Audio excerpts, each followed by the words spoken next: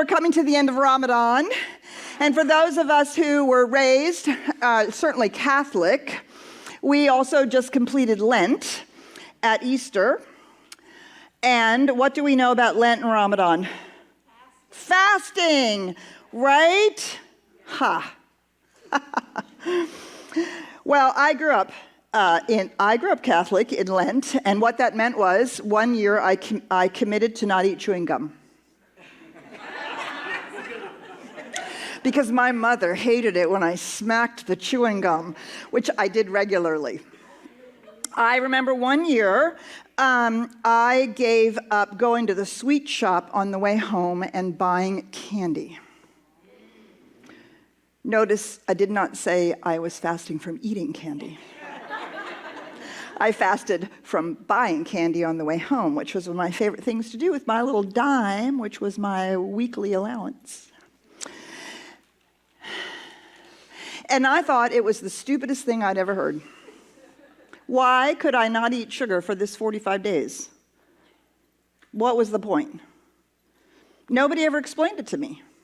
I had no idea, and quite frankly, truthfully, I felt like somehow I was being punished for things that I was enjoying.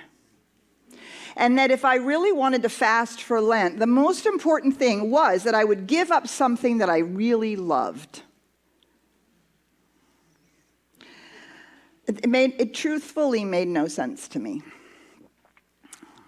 So, exploring Ramadan has been very interesting in terms of the fasting in Ramadan. For those of you who may not be familiar with the fasting in Ramadan, it is generally from sunup to sundown that is the fast. You do actually refrain from food and drink that entire time, unless you are unable to do so. If your physicality doesn't allow you to do so, if your job requires heavy, hard work and you need the water in the middle of a hot day, you are not required to punish yourself or damage yourself. If you have a job that requires that kind of work where you must continue to sustain yourself, or you are physically ill and need the sustenance, you can instead feed the hungry. You can give money to the poor. Because the recognition isn't about fasting as punishment. Neither is it fasting as I have to give up something I love to, prove my piety, make God feel bad for me and give me some goodies. I don't really know, right? Because I was clueless as to why this was so important in the month of Lent, or in the time of Lent. Fasting in Ramadan is a significant devotional practice. It's a devotional practice in Islam. A devotional practice done out of love, not out of fear or punishment. Muslims have different ways of fasting, including all forms of self-restraint. This includes not eating and drinking, feeding a poor person, being absorbed in the remembrance of God, avoiding gossip or saying mean things, not being greedy with one's eyes or mouth, showing humility, and purifying oneself. The deeper purpose of fasting is striving to achieve God consciousness, so as to try to live by the ethics of Islam at all times. Trying to achieve God consciousness, to experience self-restraint. Fasting for Lent. For Christians, fasting is a powerful spiritual discipline that aligns the heart more closely with the heart of God, and also empowers individuals to see breakthroughs in specific areas. I wish I would have known this in my teens. Fasting is when one goes without food or specific types of food for a period of time and instead directs the attention more fully to God. I definitely did not know that part. It helps as believers to not be ruled by physical desires, but to grow in spiritual power and authority over indulgences of our physicality. It's important to note that fasting without prayer is simply not eating. I did not know that. Remember that the goal is not to not eat for a time. It is to not eat so that one can redirect focus, energy, and attention toward God.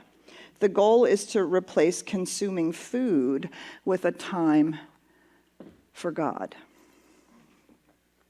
Yeah. Wow. Fasting, right?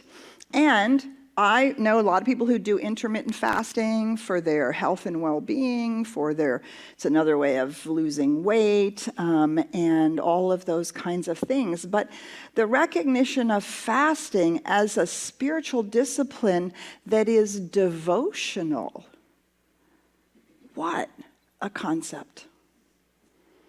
And what a concept to think about fasting as something that we do that is actually in support of our spiritual development, not as a giving up of something, right? I never got that. Like somehow I'm supposed to give up the things I love to prove that I love God, to prove that I'm, a Catholic, to prove that I'm Islamic, to prove that I'm whatever. But no, to do it so that there's space and room for the presence to enter. The philosophy of fasting calls upon us to know ourselves, to master ourselves, and to discipline ourselves to better free ourselves. To fast is to identify our dependencies and free ourselves from them. Wow. And this is something that has become clear to me in the last 10 years or so, which was astonishing, is that discipline is actually the road to freedom. Right? Discipline isn't punishment. It is taking responsibility for our choices. That's what discipline is. Simply taking responsibility, taking personal responsibility for our choices, which is what we teach in the science of mind. To master ourselves, to make sure that we're doing things not because we're on autopilot, simply reaching for food or something to drink or something to watch or something to do just because we can't think of anything else to do, or because it's a habit, or because we feel like we're going to do it because it's going to make ourselves feel better, right? All the reasons that we do all of these things, but to choose. I remember when I moved out to my cabin in the woods, I had spectacularly burnt out of my first ministry. I had made a complete mess of my life and the ministry, and I went out there and I really sat there and thought, what am I doing? Why do I even want to do this? Who do I think I am trying to be?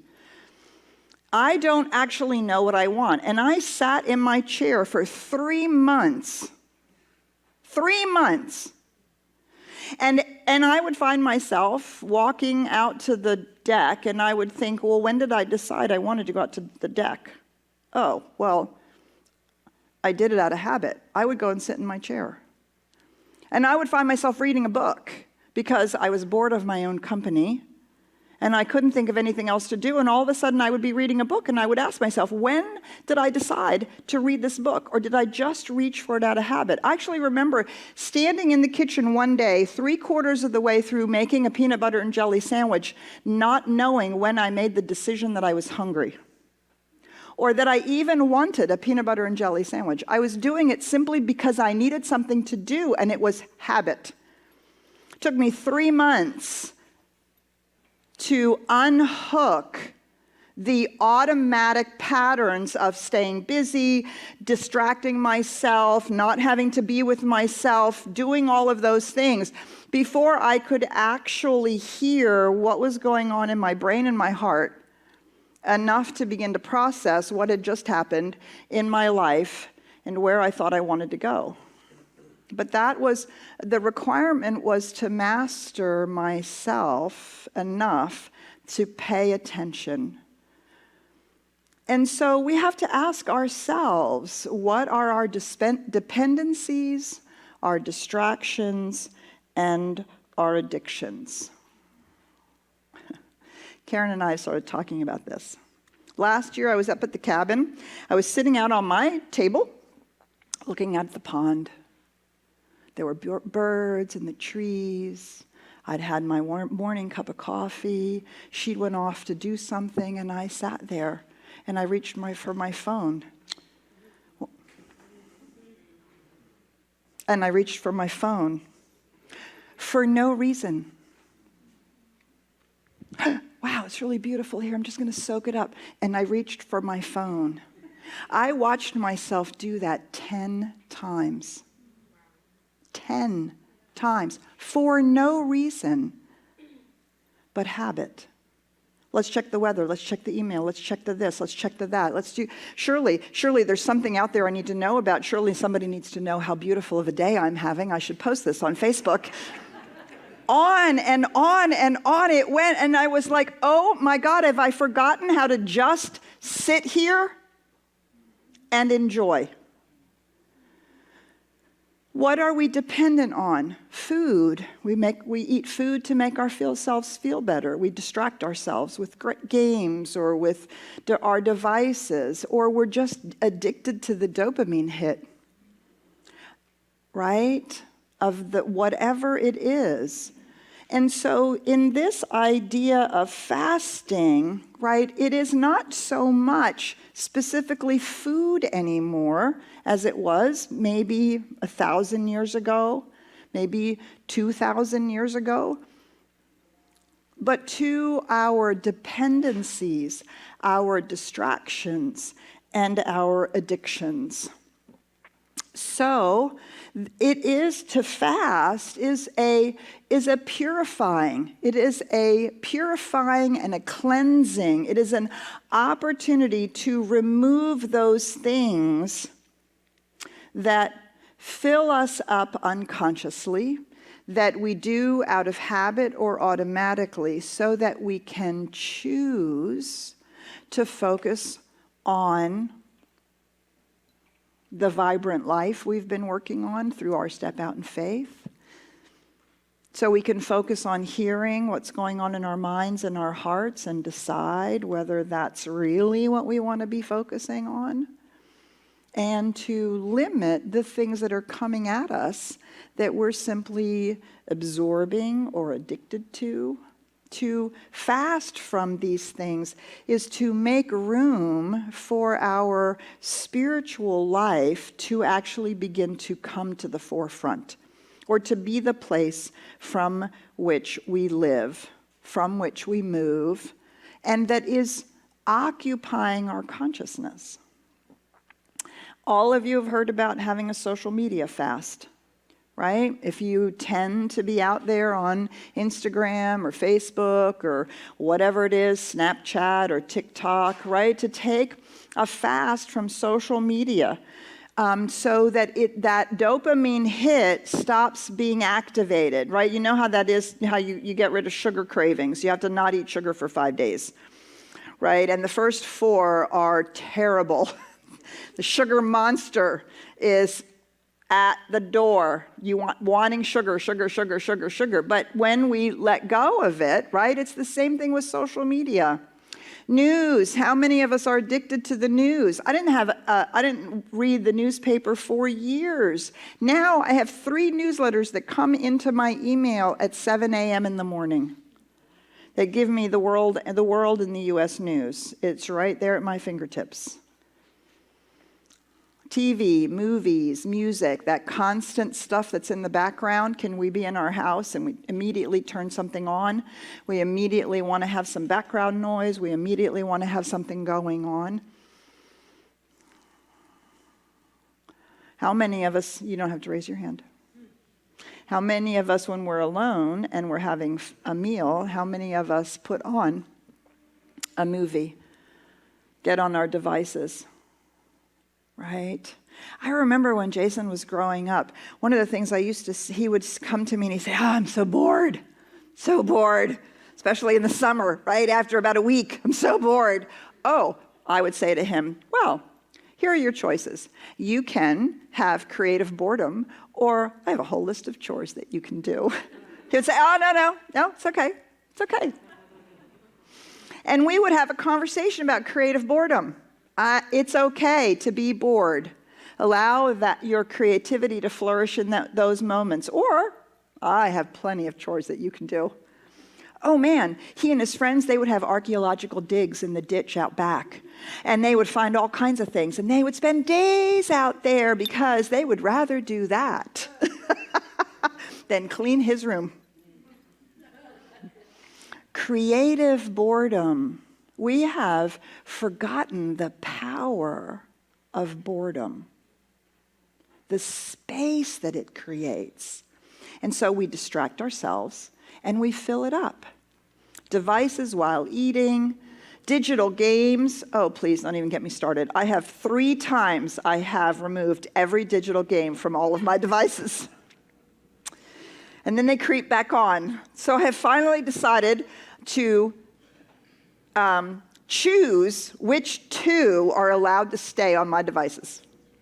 That's it. 2 of them. No more. And I limit myself to no more than 20 minutes. Period. 20 minutes, I'm allowed to do either one of those sets of games. And that is it. But do you see how like I'm disciplining myself like a child?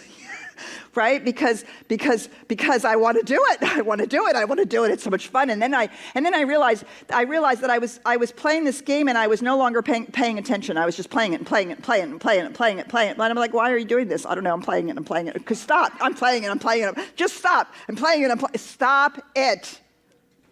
Do you ever find yourself doing that? Oh my gosh. Right? This is what we do when we are doing a fast. We say to ourselves, I am going to stop being on autopilot about these things. And all that time that I spent doing that, I'm going to give that to my spiritual attention. That's what it means, right? Oh my God, how many of us still have our email and text notifications up? Boom, boom, boom, pay attention. I mean, it's taken me years to learn. I do my emails twice a day, in the morning and late afternoon. Sometimes that means 5 in the morning and 11 o'clock at night, if my day is really busy. But I do it twice, and I've turned off all my notifications. Why? Because it's a distraction. We all have things to focus on that take a longer period of time, that take our attention, including our spirituality. And of course, food and drink. Those things that we reach for to simply distract ourselves. Ernest Holmes says this, perhaps true fasting is a determination to no longer entertain negative thoughts. Perhaps it means to continually be affirming the good instead. So there is outward fasting, right? Breaking of habits, which is a metaphor, a symbol. It's a way of diligently practicing the same thing that we have to do in our consciousness. What are our negative thought patterns that we need to fast from? Fasting from our negative thought patterns, fasting from fear. Yea, though I walk through the valley of the shadow of death, I will fear no evil. Right? Finding something when we find ourselves to be afraid, to fast from giving into the fear, to fast from our doubt and our overanalyzing of everything and needing to figure it out, to fast from unforgiveness. It means we stop telling the story about it. We stop talking about the trauma. We stop blaming our trauma. We fast from that. We fast from projecting on other people, which is another nice word for blame. Fasting from regret and worry and anger. Now, this is a long list. In Lent, you pick one. Chewing gum.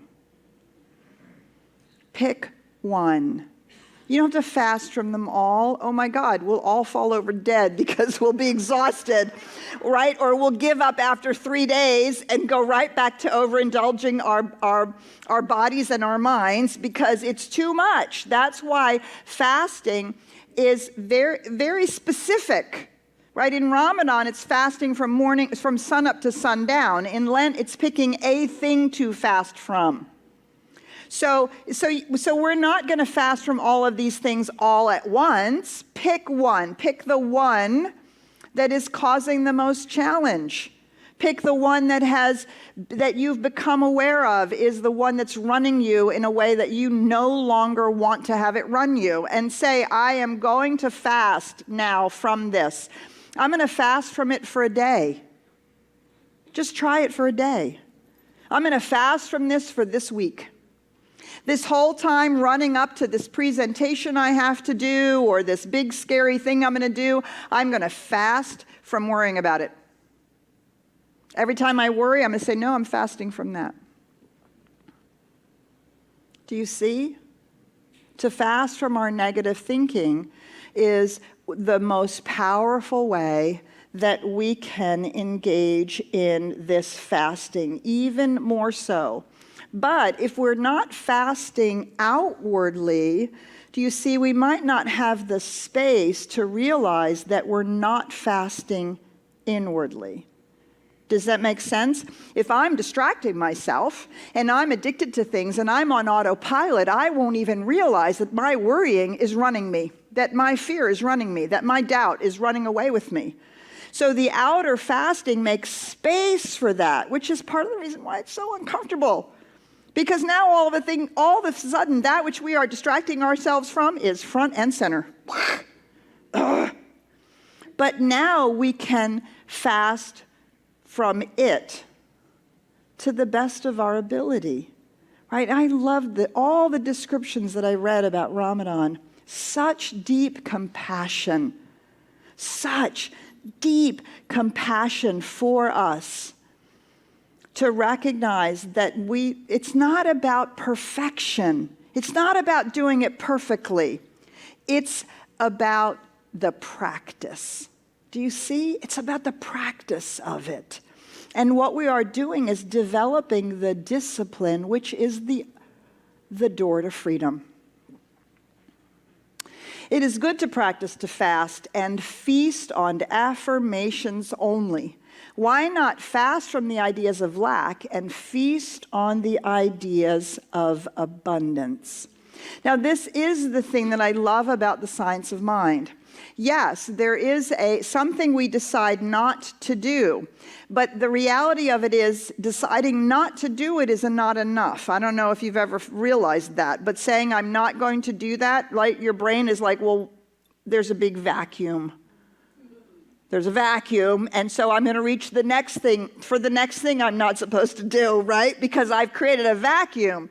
Well, it's a good place to start, but what are we going to fill it with? Right? This is what I love about the science of mind, is what are we now going to fill that space with? Well, both Lent and Ramadan say that what we are filling our space with is the presence of the divine, is our love for the infinite. To feast on life, on spirit, on abundance, on joy, on love, to feast on these things that are the truth of who we are. So what shall we feast on? Well, first of all, we have to feast on things that nourish our bodies and nourish our minds, right? We have to feast on these things. So if we are fasting from devices, if we are fasting from social media, if we're fasting from certain foods or drink, right? Then to replace that, what are we feasting on? What nourishes our bodies? What nourishes our mind? So what if instead we feasted on meditation? Every time you wanted to reach for a device because you couldn't think of anything else to do, Petra, what if you spent 2 minutes meditating? Ha! What a novel concept. Right? What if we feast on meditation or making a difference, recognizing that instead of watching a movie, we could be writing a letter to our congressman about things that are going on that we have something to say about? What if we feasted on positive friendships instead of watching all the drama on television? Right? And all those thrillers and horror movies that simply keep the cortisol running and keep us in that place of stress. What if instead we feasted on positive friendships? What if we feasted on spiritual mind treatment, our own, or we called up a spiritual coach and said, hey, I need a little support. Feast on a healthy lifestyle. Feast on giving your gift. What if we feasted on inspiration? What if instead of reaching for the phone, we reached for an inspiring book and just read a paragraph? Right? I cannot tell you how much this talk is for me. I thought, you're really going to stand up there and talk about all these things? And I'm like, yes, because I need to hear it. Right? Because it's so easy to get in the rut, in the habits. It's not that we're not well-meaning people. It's not that we don't want to be spiritual. It's not that we're trying to do it. It's that fasting breaks the habit. And deciding what I'm going to feast on instead builds a different habit. We're never going to get away from the fact that we are run on habits. What we want to do is have the habit be that which is actually in alignment with who we are and who we want to be. Right? So for me, fasting is powerful, and I don't want to create a vacuum that some other autopilot behavior is going to fill. Speaking from long and painful personal experience. So we want to feast on that which feeds us, feast on that which is good for our heart, good for our mind, and ultimately we want to feast on that which is good for our soul. Yeah, I mean, I really had to, this was the huge awareness around the pandemic for me. During the pandemic, as hard as I was working, I was giving myself the excuse that I was so overwhelmed about learning how to do all of the technology and learning how to speak into a camera when nobody was there and really trying not to be afraid about what was going to happen to CSLDallas and all of that. I do believe that despite the fact that ministry is a 60 to 80 hour work week, that during the pandemic, I worked harder than I have ever worked. And so my excuse was, just got to chill. Just going to chill and veg out. Karen and I, we watched all the Marvel movies in their timeline, in the timeline of the universe, right? Not when they were put out, but we watched all the Marvel movies. Yeah, we watched all the Mrs. Maisel episodes. We watched all the God knows what else, right? And I remember at one point, maybe 2 years in, we were starting to think about we were going to come back. And I thought, what have I been doing to nourish my soul? Oh, a little reading in the morning. Oh, a little meditation in the morning. Yeah, kind of the bare minimum, like the bare minimum maintenance, brush your teeth, comb your hair. What was I doing to nourish my soul? Feasting on Spirit's presence. It's nonsense that when we're that depleted, that what we need to do is veg out and have more depletion. What we need is to feast on the presence of life itself, to become bored with our humanness, that we reach for things that fill our souls. That was the awakening for me in the pandemic, that I had stopped doing that in that deliberate manner.